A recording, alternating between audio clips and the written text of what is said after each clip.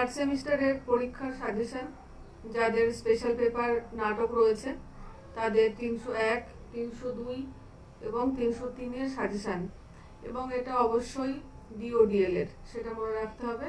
আমাদের সাজেশনটা আজকে ডিওডিএল এর সাজেশন।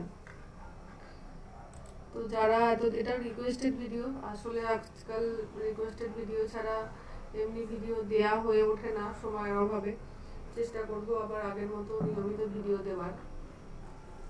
যাই হোক, আমি সাজেশনে চলে যাচ্ছি। 301-এ দেখো রয়েছে তোমাদের কুলিনকুল সর্বস্ব প্রথমেই। এখান থেকে তোমাদের দুটো প্রশ্ন আসে পরীক্ষাতে, এবং সেখানে একটা প্রশ্নের তোমাদের উত্তর দিতে হয়। আমি সকলকেই বলবো, প্রত্যেকটা নাটক যেগুলো তোমাদের সিলেবাসে রয়েছে, শুধুমাত্র নাটকই নয়, যেগুলো তোমাদের জেনারেল পেপার 309, 310, প্রত্যেকটা টেক্সট খুব ভালো করে পড়বে। টেক্সট না পড়লে কিন্তু, বিশেষ করে থার্ড সেমিস্টারের কথা বলবো, স্পেশাল পেপারের ক্ষেত্রে যাদের নাটক থাকে, রবীন্দ্র সাহিত্য থাকে, ভাষাতত্ত্বের ব্যাপারটা আলাদা, অবশ্যই কিন্তু মূল টেক্সটটা খুব ভালো করে পড়ে যেতে হবে। এবং এই স্পেশাল পেপারে নাটকের ক্ষেত্রে লাইন তুলে প্রশ্ন আসে নাটক থেকে, এবং সেখান থেকে আসে যে এটা কার লেখা। তোমরা যদি বিগত বছরের প্রশ্নগুলো দেখো, সেখানে কিন্তু দেখতে পাবে লাইন তুলে প্রশ্ন দেয়া হয়েছে, এবং কোন কোন নাটকের ক্ষেত্রে সেটা স্পেসিফিক ভাবে আমি বলে দেব। ভিডিওটা প্রথম থেকে শেষ পর্যন্ত দেখো, আশা করি বুঝতে পারবে। আমি প্রথমে রেখেছি কুলিনকুল সর্বস্ব নাটকে কৌলিন্য প্রথার যে স্বরূপ চিত্রিত হয়েছে। এই প্রশ্নটা জেনারেল প্রশ্ন, এবং এটা খুব ইম্পর্টেন্ট প্রশ্ন তোমাদের জন্য, যে কৌলিন্য প্রথা এখানে দেখানো হয়েছে, এবং সেই কৌলিন্য প্রথার যে নগ্ন রূপ স্বরূপটা দেখানো হয়েছে, সেটা দৃষ্টান্ত সহ বলা হয়েছে। দৃষ্টান্ত সহ মানে কি, সেখানে নাটক থেকে উদ্ধৃতি তুলে তোমাকে দেখাতে হবে। পরের প্রশ্ন রয়েছে উদ্দেশ্যমূলক নাটক হিসাবে কুলিনকুল সর্বস্ব নাটকের সার্থকতা। এটাও খুব সাধারণ একটি প্রশ্ন, যে নাটকটা উদ্দেশ্যমূলক কিনা, কি উদ্দেশ্য নিয়ে নাটকটা রচিত হয়েছে, এবং সেটা বাস্তব সমাজে কতটা তার উদ্দেশ্য পরিপূর্ণ করতে পেরেছে। পরের প্রশ্নটা, এই প্রশ্নটাও যা এবং এর বিষয়বস্তুটাও তাই। বিষয়বস্তুটা ওই জন্য বলছি যে খুব ভালো করে দেখে যাবে, এবং বিষয়বস্তুটা দেখে গেলে অনেক প্রশ্ন উত্তর লিখতে পারবে। এখানে বলেছে কুলপালক পিতাদের দুরবস্থার বর্ণনা দিয়ে সামাজিক নাটক রূপে কুলিনকুল সর্বস্ব নাটকে যথার্থতা বিচার করো। তাহলে এই নাটকটা সামাজিক নাটক কিনা দেখাতে হবে, এবং এখানে ঠিকভাবে লিখে দেওয়া হয়েছে কুলপালক পিতাদের যে দুরবস্থা। তাহলে এখানে নাটকের বিষয়বস্তু যদি তুমি না জানো, তাহলে কিন্তু তুমি কুলপালক পিতাদের দুরবস্থা কিভাবে চিত্রিত হয়েছে তুমি লিখে আসতে পারবে না। আচ্ছা, পরে রয়েছে আমাদের কৃষ্ণকুমারী নাটক। কৃষ্ণকুমারী নাটকের ক্ষেত্রে অবশ্যই আমি বলবো কৃষ্ণকুমারীর চরিত্রটা খুব ভালো করে দেখে যাবে। কারণ কি, এই প্রশ্ন হয়তো যদি এসে থাকে, আগের বার না এসে থাকে, তবুও যে কোনো নাটকের নাম যখন কোনো চরিত্র কেন্দ্রিক নাম হয়, তখন সেই চরিত্রটা কিন্তু খুব ভালো করে আমাদের পড়ে যাওয়া উচিত। কারণ নাট্যকার বিশেষ একটি উদ্দেশ্যেই চরিত্রের নামে নাটকের নামকরণ করেছেন। কেন করেছেন সেটা অবশ্যই তার চরিত্রটা বিশ্লেষণ করা দরকার এবং ভালো করে পড়া দরকার। মূল নাটক অবশ্যই পড়তে হবে। আর একটা প্রশ্ন এখান থেকে আসে যে কৃষ্ণকুমারী নাটকে যে ট্র্যাজেডির কথা আমরা দেখতে পাচ্ছি, কৃষ্ণকুমারীর জীবনের একটা ট্র্যাজেডি তো আমরা দেখতে পাচ্ছি, সে তো মারাই যাচ্ছে, এবং তার পিতা ভীম সিংহের ট্র্যাজেডির কথা আমরা দেখতে পাচ্ছি। এবং এখানে বলা হচ্ছে যে এই নাটকের ট্র্যাজেডি শুধু কি কৃষ্ণকুমারীর জীবনের ঘটনা, নাকি সমগ্র রাজপুত জাতির ট্র্যাজেডি। এই জিনিসটা খুব ভালো করে দেখে যাবে যে শুধুমাত্র কৃষ্ণকুমারীর ট্র্যাজেডির কথা বলা হয়েছে, নাকি রাজপুত জাতির ট্র্যাজেডির কথা বলা হয়েছে। আর একটা প্রশ্ন এখান থেকে আসছে যে কৃষ্ণকুমারী নাটকে প্রাচ্য এবং পাশ্চাত্য প্রভাব। মাইকেল মধুসূদন দত্তের নাটক মানেই পাশ্চাত্য প্রভাব থাকবে, এটা আমরা ধরেই নিতে পারি, এবং প্রাচ্য প্রভাবও কোন কোন জায়গাতে রয়েছে সেটা তোমাদের ঘরে দেখাতে হবে। পরের প্রশ্ন আমি রেখেছি ঐতিহাসিক নাটক হিসাবে কৃষ্ণকুমারী সার্থক কিনা ঐতিহাসিক নাটক হিসেবে, সেটা দেখাতে হবে। পরের নাটক আসছে একেই কি বলে সভ্যতা। এটা একটা সহজ নাটক, খুব একটা জটিল নাটক নয়। একেই কি বলে সভ্যতা অবশ্যই নাটক পড়বে, নাটকের সংলাপগুলো পড়বে, উদ্ধৃতিগুলো খুব ভালো করে পড়বে। এখানে আমরা জানি যে প্রহসন নাটক হিসাবে একেই কি বলে সভ্যতা নামকরণটি সার্থক হয়েছে কিনা, কিংবা এই প্রহসনটি কতটা সার্থক। একেই কি বলে সভ্যতা, দেখবে একটা চিহ্ন রয়েছে এর সাথে, যে একেই কি সভ্যতা বলা যায়। নাট্যকার একটা জিজ্ঞাসা চিহ্ন রেখে গেছেন সমাজের কাছে, মানুষের কাছে, যে এটাই কি সভ্যতা, এবং অবশ্যই তার নিজেরও প্রশ্ন, এটাকেই কি সভ্যতা বলে। কেন এই কথা উনি বলছেন? তাহলে এটা কি উনি ব্যঙ্গাত্মক ভাবে বলেছেন? ব্যঙ্গাত্মক ভাবে বললে প্রহসনের কোন কোন লক্ষণগুলো, তাহলে প্রহসন হিসেবে সার্থকতা দেখাতে গেলে আগে প্রহসন কাকে বলে তোমাকে লিখতে হবে, প্রহসনের দুই একটা বৈশিষ্ট্য লিখতে হবে, এবং তারপরে এই প্রহসনের বৈশিষ্ট্যগুলোর সাথে একেই কি বলে সভ্যতা নাটকটা সার্থক কিনা সেটা দেখাতে হবে। পরের প্রশ্ন, সমকালীন সমাজ বাস্তব। এই যে সময় পর্বটাতে এই নাটকটা রচিত হয়েছে, সেই সময়কার বাস্তব যে জীবনযাত্রা, সেই বাস্তব সমাজ ব্যবস্থাটাকে তুলে দেখাতে হবে। এর সাথে রয়েছে নবকুমার চরিত্র। পরের প্রশ্ন, আলিবাবা। আলিবাবাও খুব মজার একটা নাটক, আমরা অনেকবার সিনেমাতে দেখেছি এটা, এবং পড়তে গেলেও তোমাদের খুব ভালো লাগবে। এখানে আলিবাবা নাটকটার যে নামকরণ, এই নামকরণটা তুমি সমর্থন করো কিনা, এই ধরনের প্রশ্ন একটা আছে। শুধু নামকরণের সার্থকতা নয়, এই নামকরণ তুমি, তোমার কি মনে হয়েছে আলিবাবা নামকরণটা না রেখে মর্জিনা অথবা আবদালা নামকরণ? কারণ এই নাটকে বেশিরভাগই তো আমি মর্জিনার ভূমিকা দেখতে পাচ্ছি, আলিবাবার ভূমিকা তো আমরা কম দেখতে পাচ্ছি। সেই ক্ষেত্রে নাট্যকার কেন আলিবাবা নামকরণটাই করলেন, কেন মর্জিনা নামকরণটা করলেন না? এবং সেই পরিপ্রেক্ষিতে তোমার কি মনে হয় যে আলিবাবা না রেখে এই মর্জিনা নাম রাখলে বেশি ভালো হতো, নামকরণ সার্থক হতো? সেখানে তুমি তোমার মতামত নিজের ভাষায় লিখে আসতেই পারো, তোমার যেটা মনে হয়েছে, এবং তার সপক্ষে এবং বিপক্ষে যুক্তি দেখাতে হবে। অবশ্যই মন গড়া কাহিনী লিখলে হবে না, যুক্তি দেখাতে হবে।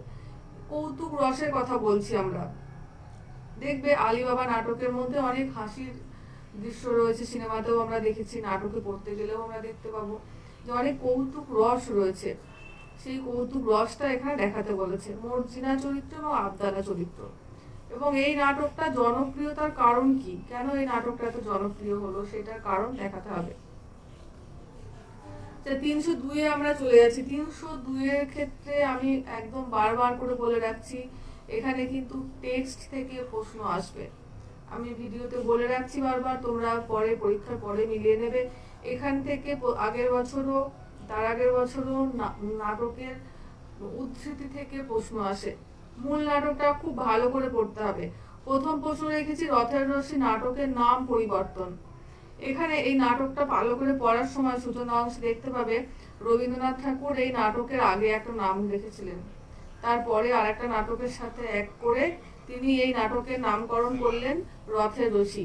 কেন এই নাটকের নামকরণ বারবার পরিবর্তন হলো, এই পরিবর্তনের পিছনে নাট্যকারের কি মানসিকতা কাজ করেছে, কেন পরিবর্তন করেছেন? আর একটা পরের প্রশ্ন রেখেছি রথের রশি নাটকে শোষিত, বঞ্চিত এবং অন্তজ শ্রেণীর মানুষের ক্ষমতায়ন ঘটেছে। এই নাটকটা প্রথম থেকে পড়তে গেলে দেখতে পাবে যে এখানে রথের দড়ি টানা নিয়ে একটা ঘটনা ঘটছে। সেখানে উচ্চ শ্রেণীর যে মানুষরা, তারা দড়ি টানলে রথ এগোচ্ছে না, কিন্তু যখন শূদ্র সম্প্রদায়ের শূদ্র জাগরণের কথা রবীন্দ্রনাথ এখানে দেখিয়েছেন, তারা যখন দড়ি টানছে তখন রথ এগোচ্ছে। তাহলে এখানে প্রশ্ন আসতেই পারে অন্তজ শ্রেণীর মানুষের ক্ষমতায়ন ঘটেছে কিনা, তোমার মতামতের সপক্ষে যুক্তি দেখাতে হবে। সত্যিই কি অন্তজ শ্রেণীর মানুষের ক্ষমতায়ন ঘটেছে? পরের প্রশ্ন, নাটকের নারী চরিত্র, রথের রশি নাটকের নারী চরিত্রগুলো এই নাটকের ক্ষেত্রে কতটা গুরুত্বপূর্ণ? রথের রশি থেকে বারবার বলছি, লাইন তুলে প্রশ্ন আসে, অবশ্যই নাটক পড়বে ভালো করে। পরের প্রশ্ন, সিরাজদৌল্লা নাটক, শচীন্দ্রনাথ সেনগুপ্তের সিরাজদৌল্লা নাটক। এই নাটকটা গিরিশ ঘোষও লিখেছিলেন, শচীন্দ্রনাথ সেনগুপ্ত লিখলেন।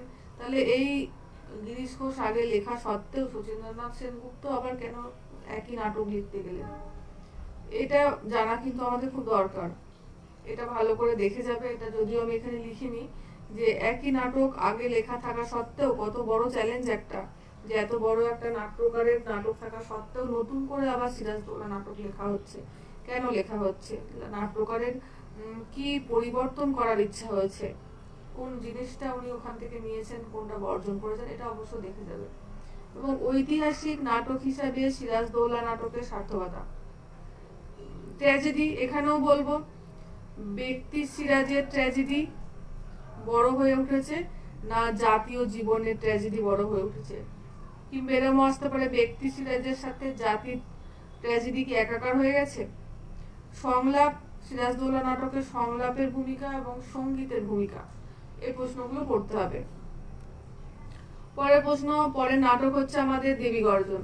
দেবী, তোমরা নবান্ন নাটক পড়েছো আগে সেকেন্ড সেমিস্টারে, সেখানে পড়েছো দুর্গতি ও প্রতিরোধের নাটক হিসেবে নবান্ন। তো এখানে রয়েছে দেবী গর্জন। দেবী গর্জন নাটকেও একই প্রশ্ন, দুর্গতি ও প্রতিরোধের নাটক হিসাবে দেবী গর্জন কতটা সার্থকতা অর্জন করেছে। এবং আর একটা রয়েছে গণনাট্য হিসাবে দেবী গর্জনের সার্থকতা। দেবী গর্জন নাটকের নামকরণ এবং লোকায়ত প্রভাব। দেবী গর্জন নাটকে কোথায় কোথায় লোকায়ত প্রভাবগুলো রয়েছে সেগুলো আলোচনা করতে হবে। হলো 302-এর। আর বাকি থাকলো হলো রাজরক্ত। রাজরক্ত নাটককে অ্যাবসার্ড নাটক বলা হয় কেন? অ্যাবসার্ড অথবা উদ্ভট।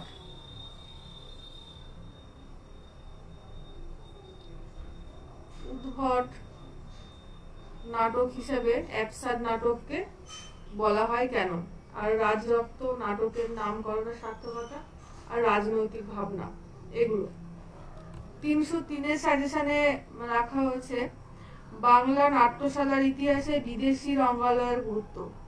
যে বিদেশি রঙ্গালয়গুলো ছিল বাংলা নাট্যশালার ইতিহাসের প্রথম দিকে, সেই বিদেশি নাট্যশালাগুলো নাট্য সাহিত্যের ইতিহাসে আমাদের বাংলায় কতটা গুরুত্বপূর্ণ প্রভাব বিস্তার করেছে। বিদেশি নাট্যশালাগুলো না, রঙ্গালয়গুলো না থাকলে বাংলা নাটকের ক্ষেত্রে কি কি অসুবিধার সম্মুখীন হতে হতো বাংলা নাট্যশালাকে, সেটা। লেবেদফের বেঙ্গলি থিয়েটার, এটাও বিদেশি নাট্যশালার মধ্যেই পড়ে, তবুও লেবেদফের বেঙ্গলি থিয়েটার রুশ দেশীয়, সেই পরিপ্রেক্ষিতে আলাদা করে ভালো করে পড়তে হবে। নাটকের ক্ষেত্রে আরেকটা জিনিস আমরা দেখতে, খুব ইম্পর্টেন্ট প্রশ্ন, নাট্যক্রিয়া, নাট্যগতি এবং ত্রয়ী ঐক্য বা নাটকীয় ঐক্য। কমেডি পড়তে হবে। কমেডি কাকে বলে? কমেডির সংজ্ঞা, অ্যারিস্টটলকৃত যে কমেডির সংজ্ঞা ইংরেজিতে আছে সেটা মুখস্থ রাখতে হবে, সেটা লিখতে হবে। কমেডির সঙ্গে ট্র্যাজেডির পার্থক্য পড়তে হবে। কমেডির সঙ্গে প্রহসনের পার্থক্য পড়তে হবে। এই যে আবার পরের প্রশ্ন আমি রেখেছি প্রহসন। প্রহসন কাকে বলে? প্রহসনের বৈশিষ্ট্য, কমেডির সাথে প্রহসনের পার্থক্য। এবং এই নাটক, কমেডি এবং প্রহসন উভয়ের ক্ষেত্রেই একটি বাংলা সার্থক কমেডির উদাহরণ দিয়ে সেটা আলোচনা করো এবং একটা বাংলা সার্থক প্রহসনের উদাহরণ দিয়ে সেটা আলোচনা করো। পরের প্রশ্ন নবনাট্য। এই যে আমরা গণনাট্য পড়ছি, নবনাট্য পড়ছি, কাকে বলে নবনাট্য? নবনাট্যের বৈশিষ্ট্যগুলো কি কি সেগুলো পড়তে হবে। এবং রূপক সাংকেতিক নাটক। রূপক সাংকেতিক নাটক হিসেবে মুক্তধারা নাটক তোমাদের ছিল নাকি আমি জানি না, মুক্তধারা নাটক আমরা পড়েছি। রূপক সাংকেতিক, রূপক কাকে বলে সেটা আগে লিখতে হবে এবং সাংকেতিক কাকে বলে এবং দুটোকে একসাথে কি বলে। রূপক সাংকেতিক নাটক কেন এটার নামকরণ রবীন্দ্রনাথ ঠাকুর করলেন, এবং একটি সার্থক রূপক সাংকেতিক নাটকের উদাহরণ দাও, দিয়ে আলোচনা করো। এইগুলোই নাটক থেকে পড়লে আমার মনে হয় যথেষ্ট। এবং মূল টেক্সট তো তোমরা পড়ছোই। আশা করি স্পেশাল পেপারের পরীক্ষা তোমাদের খুব ভালো হবে।